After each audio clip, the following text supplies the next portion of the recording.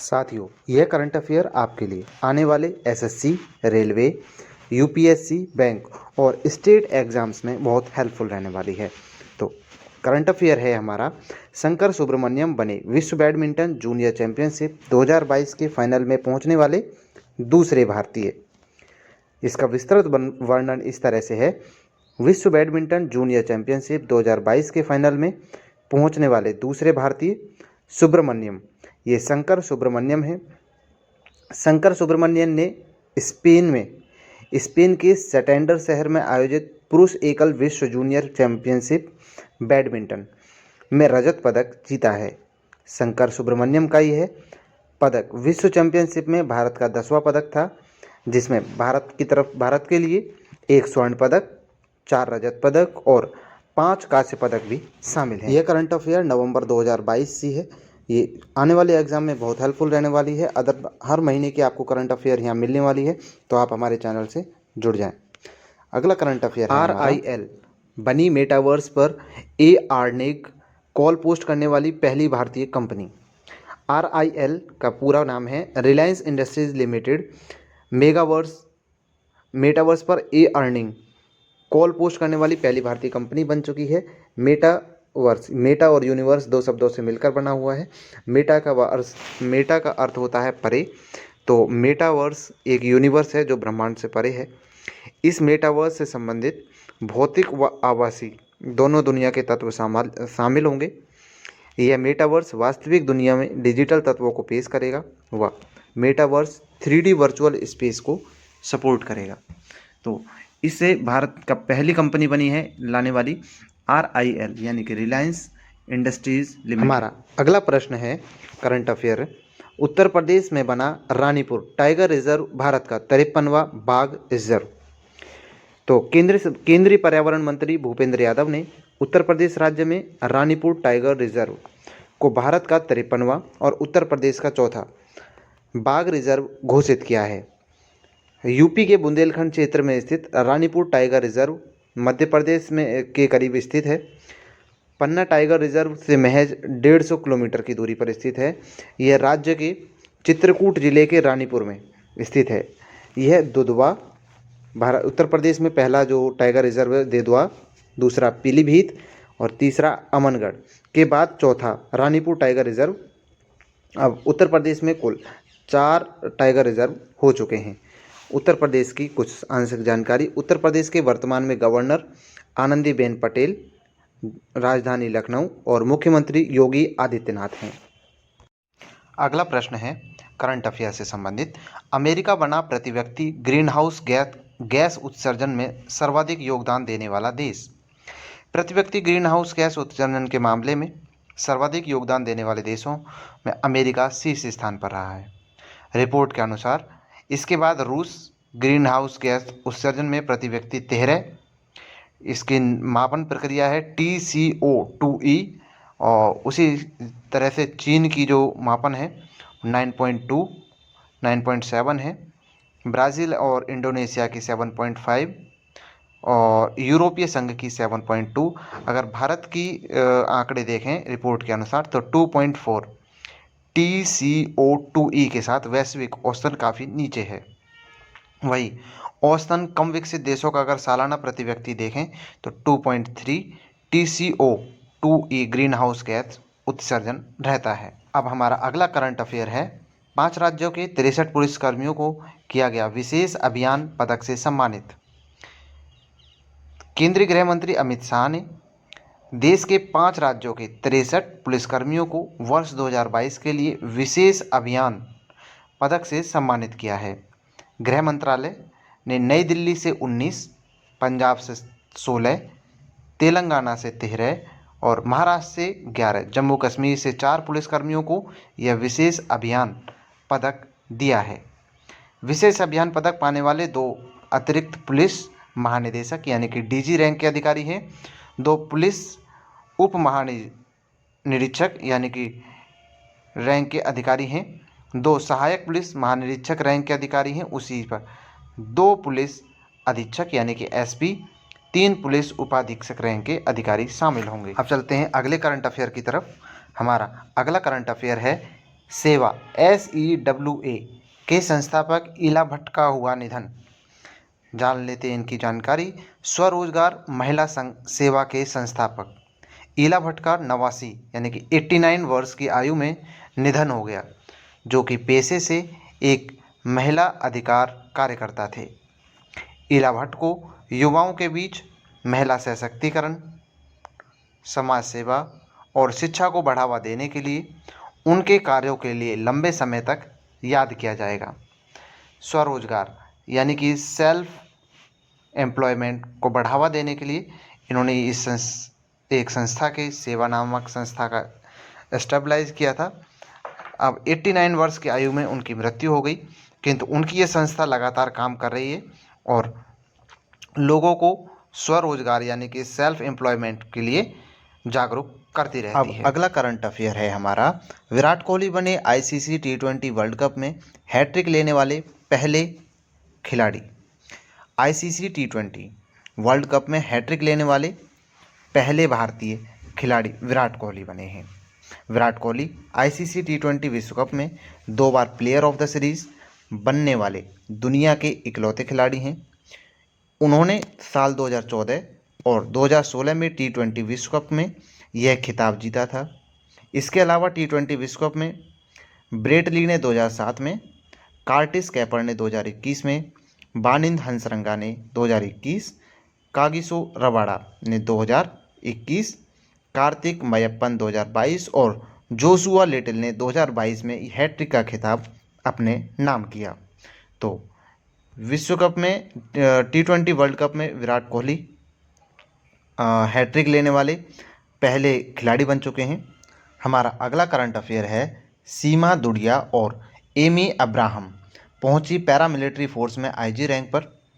35 वर्षों में पहली बार केंद्रीय पुलिस रिजर्व पुलिस बल को पैरामिलिट्री फोर्स में IG रैंक पर सीमा दुड़िया और एमी अब्राहम को नियुक्त किया गया है। भारत की सबसे पुरानी फोर्स है CRPF। तो सीमा दुड़िया और एबी अब्राहम दोनों अधिकारी सन 1987 में केंद्रीय रिजर्व पुलिस बल यानी CRPF में शामिल हुए थे, जो कि CRPF का एक सेक्टर होता है। CRPF का जो मुख्यालय है वह नई दिल्ली में है। CRPF की जो स्थापना है 1939 यानी कि 1939 में हुई थी और ये वर्तमान में भारत का सबसे पुराना पुलिस फोर्स कहा जा सकता है, क्योंकि जो हमारी मिलिट्री फोर्सेस हैं उनमें सबसे पुराना है और ये अंदर बॉर्डर सीमा के साथ साथ देश के अंदर भी सुरक्षा व्यवस्था, शांति व्यवस्था में लगा रहता है। अगला करंट अफेयर है, साल 2022 में उत्तराखंड गौरव सम्मान से किया जाएगा 5 लोगों को सम्मानित।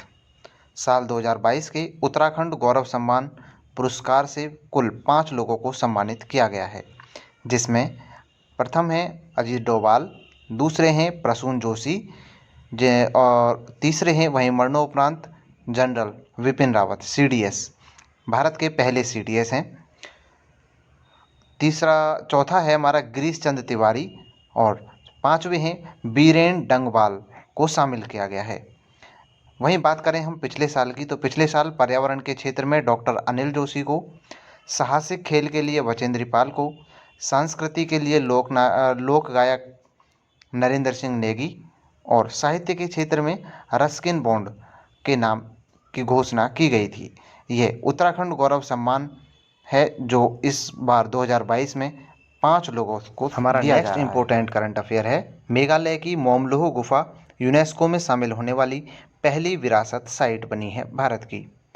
International union of geological science IUGS ने मेघालय के पूर्वी खासी हिल्स जिले में स्थित मोमलुह गुफा को पहले 100 यानी कि 100 IUGS भूवैज्ञानिक विरासत स्थल में से एक के रूप में मान्यता दी है। मोमलुह गुफा 7.2 किलोमीटर की लंबाई के साथ साथ मोमलुह गुफा भारत के उपमहाद्वीप की चौथी सबसे लंबी गुफा है। इस गुफा की ऊंचाई 4503 मीटर है समुद्री तल से।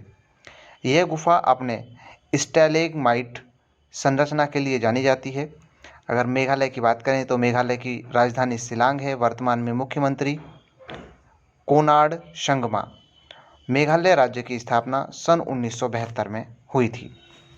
अगला हमारा इम्पोर्टेंट करंट अफेयर है भारतीय राष्ट्रीय खेल हॉकी से। भारत ने जीता तीसरा सुल्तान ऑफ जोहोर कप। भारतीय जूनियर पुरुष हॉकी टीम ने तीसरा सुल्तान जोहोर कप 2022 टूर्नामेंट जीत लिया है। हॉकी स्टेडियम में 1-1 से ड्रॉ के बाद शूट आउट में भारत ने ऑस्ट्रेलिया की टीम को 5-4 से हराकर सुल्तान ऑफ जोहोर कप 2022 जीता है। भारतीयों ने 2013 और 2014 में 2 बार आयु वर्ग टूर्नामेंट जीता है, जबकि 2012, 15 और 2018 में 4 बार दूसरा सर्वश्रेष्ठ स्थान हासिल किया है। और इस बार सन 2022 में भारतीय हॉकी टीम ने जूनियर हॉकी टीम ने मेल यानी कि पुरुष हॉकी टीम ने तीसरा सुल्तान ऑफ जोहोर कप जीत लिया है। हमारा अगला करंट अफेयर इम्पोर्टेंट वाला है राष्ट्रीय एकता दिवस। 31 अक्टूबर 2022 को मनाया गया। हर साल 31 अक्टूबर 2022 को भारत के पहले गृह मंत्री और उप प्रधानमंत्री सरदार वल्लभ भाई पटेल की जयंती के उपलक्ष्य में राष्ट्रीय एकता दिवस मनाया जाता है। एकता दिवस इसलिए बोला जाता है क्योंकि इन्होंने ही भारत को जोड़ा था आज़ादी के बाद। साल 2022 में सरदार वल्लभ भाई पटेल की 127वीं जयंती मनाई जाती है। 127वीं जयंती मनाई गई, जिन्हें भारत के लौह पुरुष के रूप में भी जाना जाता है। राष्ट्रीय एकता दिवस भारत सरकार द्वारा 2014 में सरदार वल्लभ भाई पटेल की उनकी जयंती पर भारत को एकजुट रखने और उनके असाधारण कार्य के लिए श्रद्धांजलि देने के लिए मनाया जाता है। भारत के लौह पुरुष और इनकी सबसे बड़ी स्टैचू है भारत में। अगला हमारा इम्पोर्टेंट करंट अफेयर है पश्चिम बंगाल की लक्ष्मी भंडार योजना को किया गया स्कॉच पुरस्कार से सम्मानित। पश्चिम बंगाल राज्य की लक्ष्मी भंडार योजना को महिला एवं बाल विकास श्रेणी में प्रतिष्ठित स्कॉच पुरस्कार से सम्मानित किया गया। इस योजना के अंतर्गत पश्चिम बंगाल की मुख्यमंत्री ममता बनर्जी ने अपने प्रदेश की 2 करोड़ महिलाओं को सशक्त बनाया है, जिसके उपलक्ष्य में इस योजना का यह पुरस्कार दिया गया है। लक्ष्मी भंडार में सामान्य जाति के वर्ग के लिए 500 रुपये, अनुसूचित जाति और अनुसूचित जनजाति वर्ग के लिए 1000 रुपये प्रति माह दिया जाता है। वर्ष 2003 में स्थापित स्कॉच अवार्ड्स का उद्देश्य इन लोगों को परियोजनाओं और संस्थाओं को मान्यता देना है। अगला हमारा इम्पोर्टेंट करंट अफेयर है उत्तर प्रदेश ने किया IRAI ने चावल की 2 नई बोनी किस्मों का सफलतापूर्वक परीक्षण। भारतीय कृषि अनुसंधान संस्थान IRAI की फुल फॉर्म है ने उत्तर प्रदेश राज्य में काला नमक चावल की 2 नई किस्मों का सफलतापूर्वक परीक्षण किया है। IARI द्वारा विकसित 2 बोनी काला नमक किस्मों के नाम पूसा नरेंद्र काला नमक 1638 और पूसा नरेंद्र काला नमक 1652 रखा है। ये उन किस्मों के नाम हैं चावल की किस्मों के। इस काला नमक धान की किस्म में काली भूसी और तेज सुगंध आती है। इसे उत्तर प्रदेश में और जो भारतीय कृषि अनुसंधान संस्थान है के द्वारा इसका सफलतापूर्वक परीक्षण कर लॉन्च किया गया है। हमारी अगली इम्पोर्टेंट करंट अफेयर है बेंगलुरु की नम्मा मेट्रो रेल ने शुरू की व्हाट्सएप पर QR टिकट सेवा। व्हाट्सएप और Bengaluru metro rail corporation limited ने यात्रियों की सुविधा के लिए व्हाट्सएप पर QR टिकट सेवा शुरू की है। चैटबॉट व्हाट्सएप पर यूनिफाइड पेमेंट इंटरफेस UPI संचालित भुगतान के साथ एकीकृत है, जिसमें नम्मा मेट्रो यात्रियों को टिकट खरीदने और कार्ड को रिचार्ज करने की सुविधा व्हाट्सएप पर मिल जाएगी। इस सेवा का उपयोग करने के लिए यात्रियों को BMRCL के अधिकारिता व्हाट्सएप चैटबॉट नंबर 8105 56677 पर हाय भेजना होगा। ये यात्रियों के लिए एक सुविधा है कि उन्हें लाइन में ना खड़ा होना पड़े किसी भी तरह से। तो बेंगलुरु में इस योजना को व्हाट्सएप के जरिए शुरू किया जा रहा है।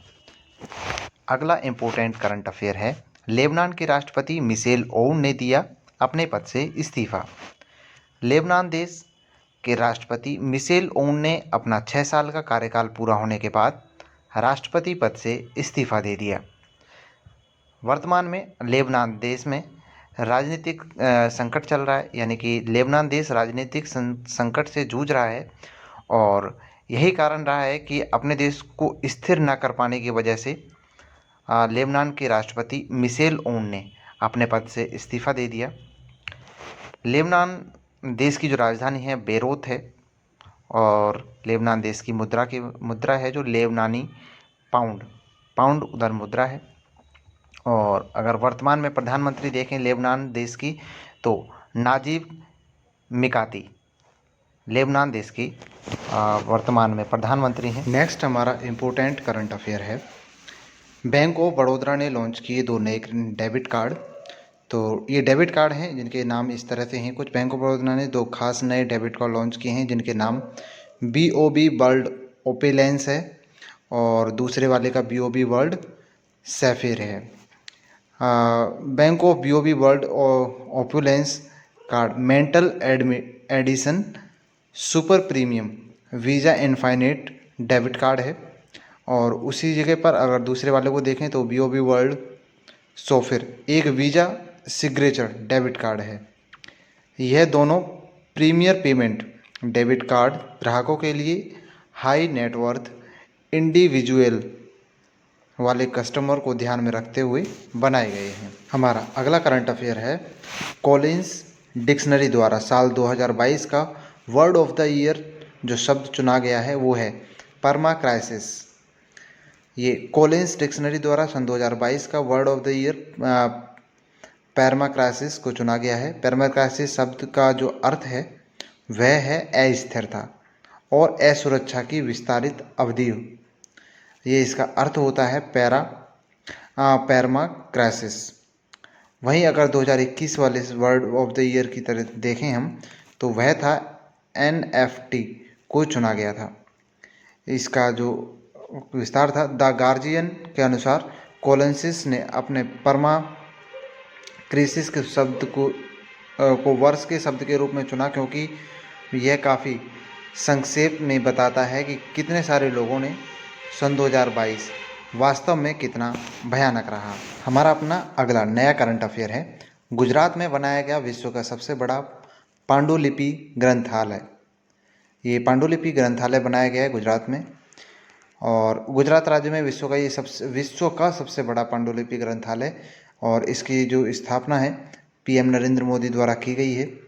सन 1956 में मलयालम के प्रतिष्ठित साप्ताहिक मातृभूमि साप्ताहिक थी पत्रिका के सह संस्थापक के पद पर MT वासुदेव नायर को नियुक्ति मिली थी जो सन 1968 में संस्थापक बन गए। वहीं बात की जाए तो इस विद्यापीठ में 25,000 से अधिक पांडुलिपि उपलब्ध हैं और लगभग 10,000 से अधिक पांडुलिपियों का संरक्षण और संशोधन इनकी अध्यक्षता में किया जा चुका है। तो ये पांडुलिपि ग्रंथालय है जो विश्व का सबसे बड़ा ग्रंथालय है और इसकी स्थापना गुजरात में की गई है प्रधानमंत्री नरेंद्र मोदी द्वारा। हमारा नेक्स्ट करंट अफेयर है। अरुणाचल प्रदेश के विधायक जम्बे ताशी का हुआ निधन। ये भारतीय जनता पार्टी के अरुणाचल प्रदेश राज्य से विधायक जम्बे ताशी हैं जिनका निधन हो चुका है। जम्बे ताशी ये अरुणाचल प्रदेश में 3 बार विधायक रह चुके हैं और ये भारतीय जनता पार्टी की तरफ से राष्ट्रीय अल्पसंख्यक मोर्चा के सदस्य भी थे। सन 1993 में Tawang government higher secondary school से अपनी स्कूली शिक्षा के बाद ताशी ने नई दिल्ली में जाकिर हुसैन कॉलेज में स्नातक किया यानी ग्रेजुएशन किया है और इसी के साथ उन्होंने सन 2001 से 2005 तक NGO युवा अरुणाचल प्रदेश की अध्यक्षता की है और साथ ही सन 2007 तक इस NGO में वह काम भी किया है, सेवा दी है अपनी, जिनका अभी हाल ही में निधन हो गया है। अगला हमारा इम्पोर्टेंट करंट अफेयर है। प्रोफेसर रमेश अरोड़ा को मिला देश का पहला डॉक्टर राजेंद्र प्रसाद अवार्ड। अब इसकी पूरी जानकारी ले लेते हैं। पब्लिक एडमिनिस्ट्रेशन के एकेडमिक एक्सीलेंस के लिए राजस्थान यूनिवर्सिटी के पूर्व प्रोफेसर और डीन और मैनेजमेंट डेवलपमेंट एकेडमी के चेयरपर्सन प्रोफेसर रमेश अरोड़ा को देश का पहला डॉक्टर राजेंद्र प्रसाद अवार्ड दिया गया। पब्लिक एडमिनिस्ट्रेशन के क्षेत्र में सर्वोच्च योगदान के लिए यह award Indian institute of public administration नई दिल्ली की ओर से इसी साल से शुरू किया गया है। ये सन 2022 में पहली बार डॉक्टर राजेंद्र प्रसाद अवार्ड को इसकी शुरुआत Indian institute of public administration नई दिल्ली द्वारा शुरुआत की गई। यह पुरस्कार उपराष्ट्रपति जगदीश धनखड़ की ओर से प्रोफेसर रमेश चंद्र अरोड़ा को दिया गया। आगे हमारा करंट अफेयर है। किशोर कुमार बासा बने राष्ट्रीय स्मारक प्राधिकरण के अध्यक्ष। ये राष्ट्रीय स्मारक प्राधिकरण यानी NMA के अध्यक्ष के रूप में प्रोफेसर किशोर कुमार बासा को नियुक्त किया गया है। और जो किशोर कुमार बासा हैं ये NMA की अध्यक्षता 3 सालों के लिए करेंगे। बासा ये बारीपदा में महाराजा श्री रामचंद्र भंज देव विश्वविद्यालय है, उस विश्वविद्यालय के कुलपति हैं। और भारतीय राष्ट्रीय परिसंघ और मानव विज्ञानी अकादमी यानी INCAA के अध्यक्ष भी हैं, जो भारत में सबसे बड़ा मानव विज्ञान संघ है। वहीं वह उत्कल विश्वविद्यालय में मानव विज्ञान विभाग के पूर्व प्रमुख भी रह चुके हैं। तो ये एक इम्पोर्टेंट क्वेश्चन बन जाता है। हमारा नया करंट अफेयर, मुंबई ने जीती सैयद मुश्ताक अली ट्रॉफी 2022। मुंबई ने हिमाचल प्रदेश को 3 विकेट से हराकर, ये क्रिकेट से संबंधित है, 3 विकेट से हराकर सैयद मुश्ताक अली ट्रॉफी का खिताब जीता है। हिमाचल प्रदेश में पहले बल्लेबाजी की और मुंबई के सामने 144 रन का लक्ष्य रखा था। मुंबई की टीम ने और इस मैच को 7 विकेट खोकर इसे अपने नाम यानी कि हासिल कर लिया। मुंबई ने पहली बार ये सैयद मुश्ताक अली ट्रॉफी जीती है। हिमाचल प्रदेश ने इससे पहले विजय हजारे ट्रॉफी जीती। तो इस तरह से मुंबई ने जीती है सैयद मुश्ताक अली ट्रॉफी, और अगर हिमाचल की बात करें तो हिमाचल ने विजय हजारे ट्रॉफी जीती है। ये क्रिकेट से संबंधित दोनों ट्रॉफियां हैं। पूछ ली जाती हैं कि विजय हजारे ट्रॉफी या सैयद मुश्ताक अली ट्रॉफी किस खेल से संबंधित है। अगला करंट अफेयर है, ब्राज़ील के नए राष्ट्रपति बने लुइस एनासिस लूला डी सिल्वा। ब्राज़ील देश, साउथ अमेरिका का ब्राज़ील देश के नए राष्ट्रपति के रूप में लुइस एनासियो लूला डी सिल्वा को नामित किया गया है। लुइस एनासियो लूला डी सिल्वा ने, ये काफ़ी अच्छा नाम है, जायर बोल्सोनारो, ये इनके विपक्षी टीम से थे, को हराकर ब्राज़ील देश के राष्ट्रपति का इलेक्शन जीता है। और इन्होंने जो चुनाव में कुल वोट पाए हैं, अगर उनका परसेंट देखें तो 50.8% जीतने वाली टीम को मिले हैं। और जो बोल्सोनारो हैं उन्हें केवल 49.2% वोट हासिल हुए हैं। तो ये दक्षिण अमेरिका का एक देश है ब्राज़ील, और इस देश के नए राष्ट्रपति के रूप में चुने गए।